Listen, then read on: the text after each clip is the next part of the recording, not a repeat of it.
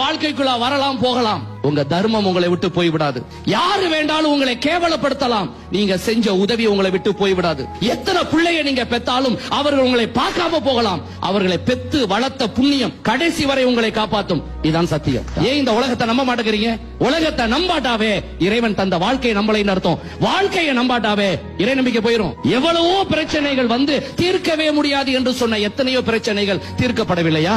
மாற்றவே முடியாது என்று சொன்ன எத்தனையோ பிரச்சனைகளை மாத்தலையா? யாருமே எனக்கு உதவி செய்ய மாட்டாங்களா என்று ஏங்கிக் கொண்டிருக்கும் போது சம்பந்தமே இல்லாதவர்கள் எல்லாம் உங்களை காப்பாற்ற. எத்தனை நாளுங்க வாழ போறோம்? எவ்வளவு நாள் வாழ போறோம்? நாளைக்கு காலையில எந்திரிப்போமா அப்படின்னு யாருனாலயா சொல்ல முடியுமா? அப்படிப்பட்ட நிரந்தரமற்ற வாழ்க்கை தான் இது.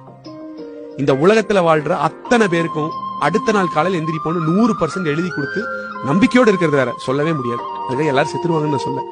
வாழ்க்கை அவ்வளவு நிரந்தரமற்றது. இருக்கிற நாட்கள்ல எவ்வளவு பாசிட்டிவா, ஆக்கப்பூர்வமா, சந்தோஷமா, நிம்மதியா வாழ்ந்துட்டு ஒருத்தன் இருந்தாயா இந்த மாதிரி ஒரு மனுஷன் பரவாயில்ல நல்லது பண்ணான்னு போகணும் அப்படிங்கறதுதான் வாழ்க்கை நோக்கம்.